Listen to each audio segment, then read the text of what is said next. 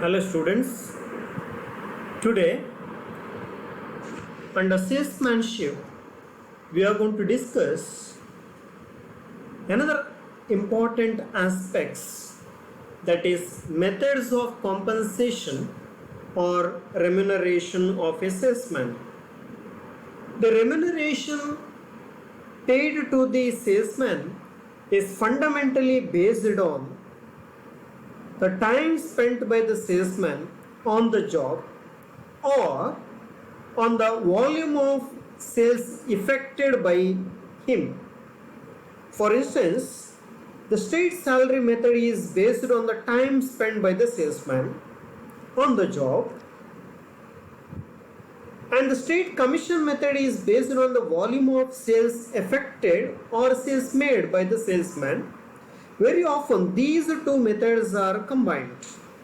So there are many methods of remuneration to the salesman or methods of remunerating the salesman, because in the sales the very important tonic or lubricant is what the compensation or a remuneration salesman receives. Based on this, usually a salesman will put his hard effort and he will work day and night to effect the sales to the organization. So we are going to discuss now various methods of compensation or remuneration to the salesman.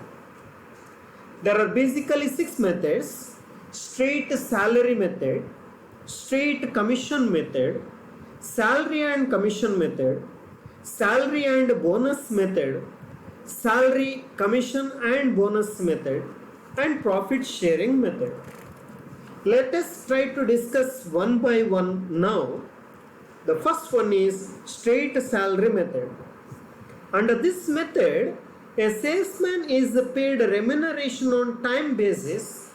The salesman is paid a fixed salary at the end of every month, irrespective of the sales made by him during the month. This method is suitable when the work done by the salesman cannot be measured satisfactorily. This method is not found suitable when the salesmen are required to create market for a product, and it is also not found suitable when there are considerable seasonable variation in the sales made by the salesman. The biggest advantages of this method is it is simple, so it is easy to understand by the salesman. It is easy for calculation and operation. It assures a certain minimum income to the salesman. It ensures a steady income to the salesman. It is very useful system of remunerating newly appointed salesman, because usually a newly appointed salesman will expect minimum monthly remuneration or some pay. So this type of state salary method is important. What are the advantages in the case of straight salary method? It does not provide any incentive for hard work, because he is getting a fixed remuneration every month. And under this system, rewards are not balanced with the efforts. Effort is not going to count here. That is why the state salary method is having this type of disadvantages. Now we will discuss the second important method, straight commission method. Under this method, no fixed monthly salary is paid to a salesman. Only certain percentage of commission is paid to him on the basis of sales effected by him. Means how much he sell, that much commission he is going to get on the basis of a volume of sales. The commission may be paid at a fixed rate on the total volume of sales effected by the salesman, under which the rate of commission increase with the increase in the volume of sales. If the sales increase, commission will increase. If the sales decrease, is the volume of commission will decrease. Let us see the suitability of this type of method of remunerating the salesman. This method is commonly adopted by concerned dealing in automobiles, office appliances, basic materials like chemicals, leather, or operating supplies, etc. What are the advantages? This method is also simple and easy to understand. The cost of calculation and administration of the wages scheme is low. There is a direct relationship between the reward and the sales made by the salesman. It is attractive to the talented, energetic, ambitious and young salesman. What are the basic disadvantages of this method? There is no uniformity in the earning of the salesman of the same cadre under this method, because it depends on the ability of the salesman. It does not give the management enough control over the salesman, as the reward of the salesman depends upon their own effort. Now we are going to see the third method, salary and commission method. Under this method, a salesman is paid a fixed salary at the end of every month. In addition to the fixed monthly salary, is also given commission on the sales effected by him. So he is going to get a fixed minimum salary, and in addition to that, based on the sales volume, he is also going to get a commission. So it is a double benefit to the salesman. This method is suitable in case where the sales effected by a salesman can be measured. That is a suitability. Let us see the merits or advantages. This method assures a certain minimum income in the form of a salary. This creates a feeling of security in the minds of the salesman. It is simple to be understood by a salesman. The commission given under this scheme provides a sufficient incentive to the salesman to increase their sales. Next, fourth, we are going to discuss salary and bonus method. Under this method, the salesmen are given a fixed salary at the end of every month according to certain scales.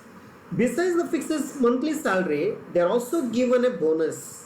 The bonus is an extra monetary reward given to the salesman at the end of the specified period. Say maybe quarterly or half yearly or annually, depends. Sometimes the salesman will get a festival bonus also.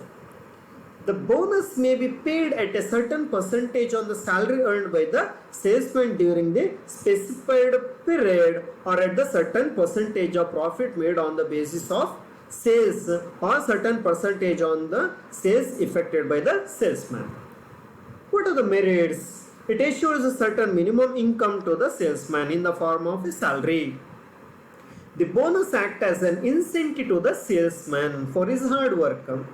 It helps the management to have adequate control over the salesman. What are the demerits of this system? The cost of administration of the salary scheme is more under this system.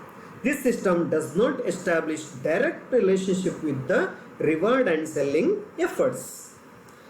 Next, fifth one, salary, commission and bonus method. This is like a mixture of salary, commission and bonus method. Under this method, the salesmen are paid a certain minimum amount of salary every month. Besides monthly salary, the salesmen are also given commission at a certain percentage on the sales effected by him, on the sales effected by them or the specified quota. In addition to salary and commission, they are also given some bonus, as we told, quarterly, half yearly, annually or festively, depends. What are the merits? It assures a certain minimum income to the salesman. It helps the management to have some control over the salesman. The commission and the bonus paid to the salesman act as a sufficient inducement to them to work hard. Let's see the demerits. This system is costly as it involves complicated record keeping and calculation. This system does not establish a direct relationship between the salesman reward and the selling efforts.